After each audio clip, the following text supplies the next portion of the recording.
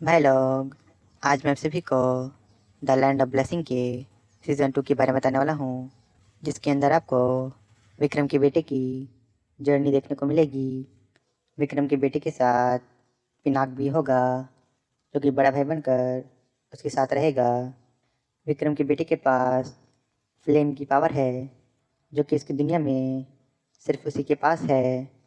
पर यही फ्लेम उसकी प्रॉब्लम भी है, क्योंकि उसकी दुनिया में ऐसा कोई भी कल्टीवेशन मेथड नहीं है जो उसकी फ्लेम को कंट्रोल करने में उसकी हेल्प कर सके, जिसकी वजह से विक्रम के बेटे को कई सारी चुनौतियों का सामना करना पड़ता है। विक्रम का बेटा हेल्पिंग नेचर का है। वह बिल्कुल विक्रम की तरह दूसरों की मदद करने के चक्कर में खुद अपने लिए ही मुसीबत खड़ी कर लेता है। विक्रम और अमृता अपने बेटे के साथ नहीं होंगे, जिसकी वजह से विक्रम के बेटे की जिम्मेदारी पूरी तरह से पिनाक के कंधों पर आ जाती है। पिनाक, जिसने ह्यूमन फॉर्म ले रखा है, वह एक भाई के रूप में अपनी सभी रिस्पॉन्सिबिलिटीज़ को बखूबी निभाता है। वह विक्रम के बेटे के लिए एक नया कल्टीवेशन मेथड खोज कर लाता है, ताकि विक्रम का बेटा खुद को ट्रेन कर सके। यह कल्टीवेशन मेथड आगे चलकर बहुत इम्पोर्टेंट रोल प्ले करने वाला है, क्योंकि ये कल्टीवेशन मेथड असल में श्रापित है, जिसकी वजह से विक्रम के बेटे को भी वह श्राप लग जाता है। लेकिन यह श्राप एक तरह से विक्रम के बेटे के लिए वरदान भी साबित होता है, क्योंकि यही कर्स मेन विलन को हराने में उसकी मदद करने वाला है। सीज़न 2 के मेन विलन की बात करें तो वह सारीव है, जो कि पिनाक का बहुत पुराना दुश्मन है। लाखों साल पहले पिनाक और सारीव के बीच घमासान लड़ाई हुई थी, जिसमें अनगिनत गैलेक्सीज डिस्ट्रॉय हो गई थी। इस लड़ाई में पिनाक ने सारीव को हरा दिया था, पर वह सारीव को पूरी तरह से खत्म नहीं कर पाया। सारीव ने अपनी पावर्स को कई टुकड़ों में बांट दिया। सारीव की पावर्स का सबसे बड़ा हिस्सा, जिसमें उसकी 90% से भी ज़्यादा पावर थी, उसे पिनाक ने अपने पिनाक रेलम के अंदर सील कर दिया। पर सारीव बहुत ज़्यादा पावरफुल था। पिनाक की सील में कैद रहने के बावजूद वह पिनाक रेलम के बीस्ट को मैनिपुलेट कर रहा था। उसकी पावर्स ने पिनाक रेलम के बीस्ट को करप्ट कर दिया था, जिसकी वजह से पिनाक रेलम के बीस्ट आउट ऑफ कंट्रोल होकर आपस में लड़ने लगे, जिसकी वजह से पिनाक रेलम में तबाही मच गई। सारी की वजह से ही पिनाक को अपना सेक्रीफाइस भी करना पड़ा, जिसके बारे में आपको पिनाक 108 वाली मेरी सेकंड नारायणा के अंदर मिल जाएगा। पिनाक के सेक्रीफाइस करने के बाद सारीव की सील कमज़ोर होती चली गई, पर सारीव उस सील को पूरी तरह से नहीं तोड़ पाता, क्योंकि जय और विक्रम ने सारीव को कमज़ोर कर दिया था। पर सीज़न 2 के अंदर सारीव के एक डिसेंडेंट ने सारीव को आज़ाद कर दिया। यह डिसेंडेंट आपको द लैंड ऑफ ब्लेसिंग के सीज़न 1 के अंदर भी देखने को मिलेगा, जिसे गलती से विक्रम के फ्रेंड कनिष्क ने आज़ाद कर दिया था। सालों पहले जब सारीव ने विक्रम के यूनिवर्स पर अटैक किया था, तब उसके साथ उसके कई सारे सोल्जर भी थे। सारी को यह डिसेंडेंट भी उनमें से एक था। सारी को यह डिसेंडेंट 7 हेवनलैंड के अंदर था। सारी के हारने के बाद इस डिसेंडेंट ने बहुत लंबे समय तक खुद को छुपा कर रखा, पर एक दिन इसकी फाइट एक वॉरियर से हुई, जिसने इस डिसेंडेंट को एक लंबी लड़ाई लड़ने के बाद हरा दिया। लेकिन वह इसे पूरी तरह से ख़त्म नहीं कर पाया। उसने अपनी पूरी ताकत का इस्तेमाल करके इस डिसेंडेंट को सील कर दिया। इस वॉरियर ने अपनी और इस डिसेंडेंट की बीच की लड़ाई के बारे में एक किताब में लिखा, और साथ ही इस डिसेंडेंट तक पहुंचने के लिए एक मैप भी बनाया, ताकि फ्यूचर में इंसान पावरफुल बनकर आए और इस क्रीचर को मारकर उसके अधूरे काम को पूरा करे। इस वायरर ने सारी इन्फॉर्मेशन अपने क्लैन में छोड़ दी। हज़ारों साल बाद जब विक्रम और उसके फ्रेंड्स ने इस वायरर की क्लैन को डेमन से बचाया, तब इस क्लैन के चीफ ने इस डिसेंडेंट तक पहुंचाने वाले मैप को विक्रम को दे दिया, क्योंकि उन्हें ये नहीं पता था कि यह मैप उस शैतान तक पहुंचने का रास्ता है। उन्हें ये लगा था कि उसके एंसेस्टर ने अपने डिसेंडेंट के लिए कोई प्राइसलेस ट्रेजर छोड़ गए हैं, क्योंकि विक्रम ने उनकी क्लैन को बचाया था। इसलिए वे विक्रम को यह मैप दे देते हैं। जब विक्रम और उसके फ्रेंड सेवन हेवनलैंड जाते हैं, तब गलती से विक्रम के फ्रेंड कनिष्क ने उस शैतान को सील से बाहर निकाल दिया, जिसके बाद उस शैतान ने कनिष्क को ही अपना होस्ट बना लिया। जिसके बाद वह अपने लिए एक सूटेबल वेसल खोजने लगा। सारे के डिसेंडेंट ने कनिष्क की लगभग सारे लाइफ फोर्स को एब्जॉर्ब कर लिया, जिसके बाद उसने एक बीस्ट को अपना होस्ट बना लिया। जिसके बाद धीरे धीरे उसने पूरे सेवन हेवनलैंड के बीस्ट को अपने कंट्रोल में ले लिया। लंबे समय तक पावर्स इकट्ठा करने के बाद सारे के डिसेंडेंट ने एक्शन लेना शुरू कर दिया। उसने ह्यूमन और बाकी के लिविंग क्रीचर के अगेंस्ट वॉर शुरू कर दिया, जिस वजह से बड़ी संख्या में ह्यूमन और बीस्ट मारे जाने लगे। विक्रम का बेटा ह्यूमंस को लीड कर रहा था। उसने सभी किंगडम्स और ह्यूमन फ्रैक्शंस को रीयूनाइट किया ताकि वे इस वॉर को रोक सके। लेकिन बीस्ट की आर्मी बहुत ज़्यादा पावरफुल थी, जिनका सामना ह्यूमंस नहीं कर पा रहे थे। तभी ह्यूमंस की हेल्प करने पिनाक वहाँ जाता है, जिसने आते ही सारे के डिसेंडेंट की हालत ख़राब कर दी। सिर्फ उसकी प्रेजेंस से ही सारे बीस्ट सारे के डिसेंडेंट के कंट्रोल से बाहर आ जाते हैं। सारे का डिसेंडेंट अब अकेला पड़ चुका था, पर फिर भी वह उनके आगे निडर होकर खड़ा था। बीस्ट के ऊपर से कंट्रोल खोने के बाद सारे के डिसेंडेंट ने अपना असली प्लान शुरू कर दिया। उसने वॉर में मारे गए सभी लिविंग क्रीचर की एनर्जी का यूज़ करके सारे के सभी डिसेंडेंट को फिर से आज़ाद कर दिया। जिसके बाद सारे के सभी डिसेंडेंट ने एक साथ मिलकर सारिव को सील से आज़ाद कर दिया। सारिव के आज़ाद होते ही पिनाक उससे फाइट करने चला जाता है, जबकि बाकी सब सारिव के डिसेंडेंट के साथ फाइट शुरू कर देते हैं। सारिव के डिसेंडेंट्स के पास अपनी आर्मी भी थी, जो ह्यूमन और बीस्ट के ऊपर कहर बरसा रही थी। विक्रम का बेटा सभी ह्यूमंस को लीड कर रहा था, जिसने सारिव के कई सारे डिसेंडेंट्स को यमराज के पास पहुंचा दिया था। इधर दूसरी तरफ पिनाक की वाइफ ने बीस्ट को लीड करके सारिव की आर्मी की लंका लगा दी थी। पिनाक और सारिव के बीच ज़बरदस्त बैटल चल रही थी। सारिव ने कैद में रहते हुए अपनी पावर्स और एबिलिटीज़ पर बहुत काम किया। उसने पिनाक को हराने के लिए नए तरीके खोज निकाले, जिसकी वजह से पिनाक को सारिव से फाइट करने में बहुत दिक्कतों का सामना करना पड़ रहा था। शुरू में पिनाक सारिव के ऊपर भारी पड़ रहा था, पर जैसे जैसे लड़ाई लंबी खिंचती गई, सारिव पावरफुल होता गया। इसके बाद एक ऐसा भी समय आया जब सारिव ने पिनाक को हरा दिया, पर सारिव पिनाक को नहीं मार सकता था।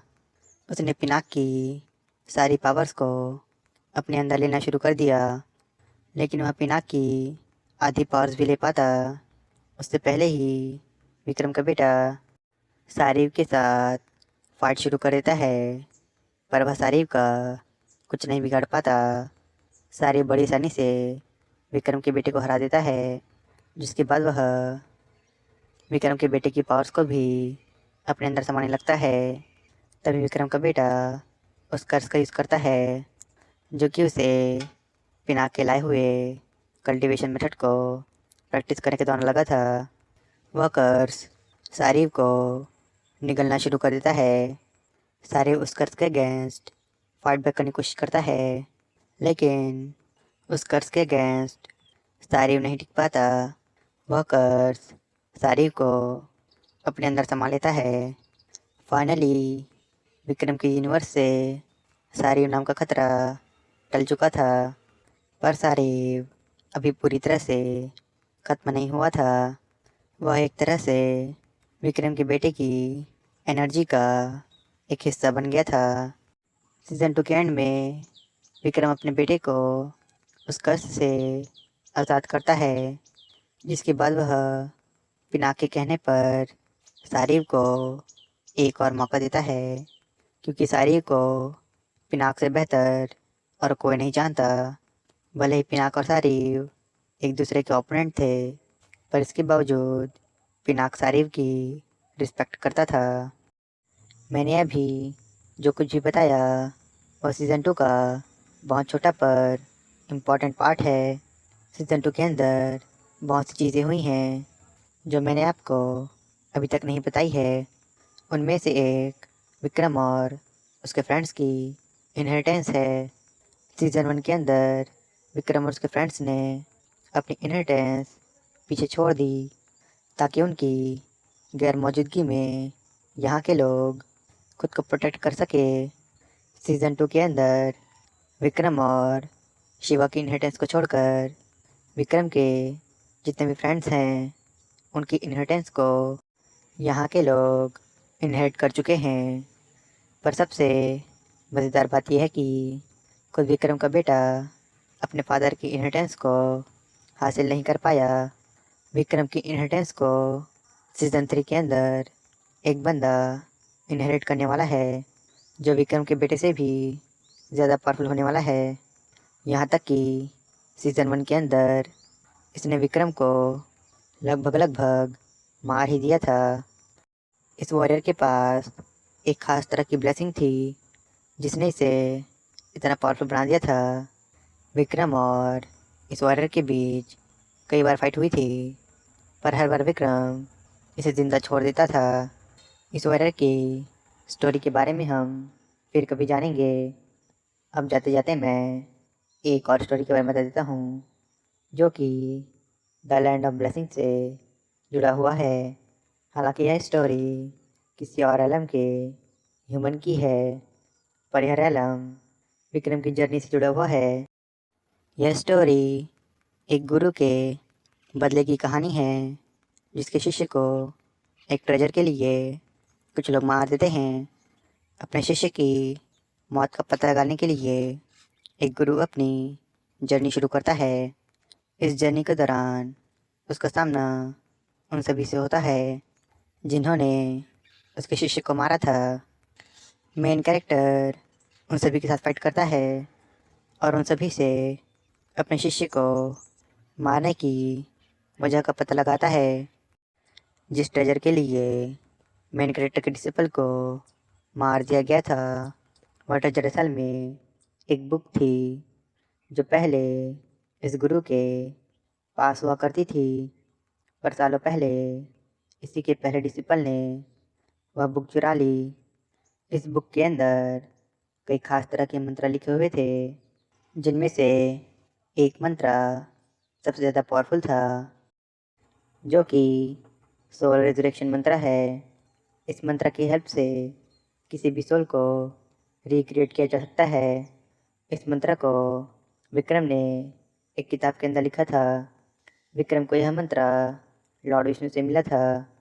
इस किताब के अंदर विक्रम ने और भी कई चीज़ों का जिक्र किया है, पर उन सभी में सबसे ऊपर यही मंत्र है, जिसे हासिल करने के लिए कुछ लोगों ने मेन कैरेक्टर के डिसिपल को मार दिया। मेन कैरेक्टर को पता था कि इस किताब के अंदर सोल रिजरेक्शन मंत्र है, पर इसके बावजूद उसने कभी भी इसका इस्तेमाल नहीं किया था। यहाँ तक कि जब उसके पहले डिसिपल ने इस किताब को चुरा लिया, तब भी उसने अपने डिसिपल का पीछा नहीं किया और ना ही कभी इस बुक को हासिल करने की कोशिश की। लेकिन वह इस किताब को वापस पाना चाहता था। मेन कैरेक्टर के डिसिपल को पता था कि यह किताब उसके मास्टर के लिए बहुत मायने रखती है, इसलिए उसने किताब की खोज शुरू कर दी। कई मुश्किलों का सामना करने के बाद उसे वह किताब मिल जाती है, पर दुर्भाग्य से वह कुछ लोगों के लालच का शिकार बन जाता है। अपने शिष्य की मौत की वजह जानकर मेन कैरेक्टर को दुख के साथ साथ गर्व भी महसूस होता है। उसे दुख था कि उसकी वजह से उसका डिसिपल मारा गया, जिसे बचाने के लिए वह कुछ भी नहीं कर पाया। साथ ही उसे इस बात का गर्व था कि उसके शिष्य ने यह सब उसके लिए किया। सारी सच्चाई पता चलने के बाद मेन कैरेक्टर ने उन सभी को पनिश करना शुरू कर दिया जिन्होंने उसके डिसिपल को मारा था। उसने कुछ लोगों को मारा और कुछ को जिंदा छोड़ दिया, क्योंकि उन लोगों ने उसके शिष्य को नहीं मारा था, पर उसके शिष्य को मरते ज़रूर देखा था। सभी को पनिश करने के बाद इन दी एंड वह बुक हासिल कर लेता है, लेकिन वह बिल्कुल भी खुश नहीं था, क्योंकि इस किताब को वह अपने डिसिपल को देना चाहता था ताकि वह इस किताब के अमूल्य ज्ञान को हासिल कर सके। पर उसका डिसिपल अब उसके साथ नहीं था, इसलिए उसे यह किताब बस एक बोझ लग रहा था। पर कुछ देर बाद उसे याद आता है कि ये किताब उसके शिष्य को वापस ला सकती है। वह पहली बार सोल रिजरेक्शन मंत्र का यूज़ करता है और वो करके दिखाता है, जो एक नॉर्मल गॉड के लिए भी इम्पॉसिबल सा है। मेन कैरेक्टर अपने डिसिपल को फिर से रिवाइव कर लेता है। जैसे ही मेन कैरेक्टर अपने डिसिपल को रिवाइव करता है, उस किताब से सोल रिजरेक्शन मंत्र हमेशा के लिए मिट जाता है। पर मेन कैरेक्टर को इससे बिल्कुल भी फ़र्क नहीं पड़ता, क्योंकि उसे जो चाहिए था वो उसे मिल चुका है। अगर आप लोग ये सोच रहे हैं कि यह स्टोरी अब ख़त्म हो चुकी है, तो आप सब गलत सोच रहे हैं, क्योंकि विक्रम को मेन कैरेक्टर से एक बहुत इम्पोर्टेंट काम है। विक्रम से मिलने के बाद इस गुरु की लाइफ पूरी तरह से चेंज होने वाली है। अब इसके साथ क्या होगा ये आपको बाद में पता चलेगा। रही बात द लैंड ऑफ ब्लेसिंग के सीज़न 3 की, तो उसके बारे में मैं किसी और दिन बताऊंगा, क्योंकि सीज़न 3 के अंदर बहुत सी चीज़ें रिवील होने वाली है। नेक्स्ट वीडियो में मैं आप सभी को एक और नारायणा स्टोरी के बारे में बताऊंगा। यह स्टोरी एक ऐसे यूनिवर्स की है जहाँ के गॉड ऑफ क्रिएशन को श्राप मिला हुआ है, जिसकी वजह से इस पूरी यूनिवर्स को भी कर्ज लग चुका है। अपने यूनिवर्स को इस कर्ज से आज़ाद करने के लिए इस स्टोरी का मेन कैरेक्टर अपनी जर्नी शुरू करेगा, जिसमें उसके साथ स्वयं भगवान विष्णु होंगे। मेन कैरेक्टर की जर्नी बहुत ज़बरदस्त होने वाली है। आप सभी की जानकारी के लिए बता दूं, यह यूनिवर्स विक्रम के यूनिवर्स से जुड़ा हुआ है। इन दोनों यूनिवर्स को कुछ कड़ियाँ आपस में जोड़ती हैं, जिसमें एक विक्रम के मास्टर हैं, लेकिन वे कभी इस यूनिवर्स में नहीं आए हैं। दूसरी कड़ी वह कर्स है जो विक्रम के बेटे को लगा था। विक्रम इस यूनिवर्स में ट्रैवल करने वाला है। साथ ही वह मेन कैरेक्टर और लॉर्ड विष्णु से भी मिलने वाला है, पर विक्रम लॉर्ड विष्णु को पहचान नहीं पाता। अगर मेन कैरेक्टर की बात करें तो वह विक्रम जितना पावरफुल नहीं है, लेकिन मेन कैरेक्टर को भोलेनाथ ने अमरता का वरदान दिया है, जो कि उसका सबसे बड़ा एडवांटेज है।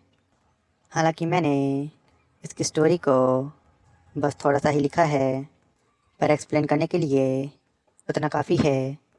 मैं कोशिश करूँगा कि इसकी स्टोरी को फिर से कंटिन्यू करूँ। रही बात सोलैंड की, तो उसके ऊपर बस एक आखिरी वीडियो आएगी जिसे मैं कुछ दिनों बाद ले आऊँगा।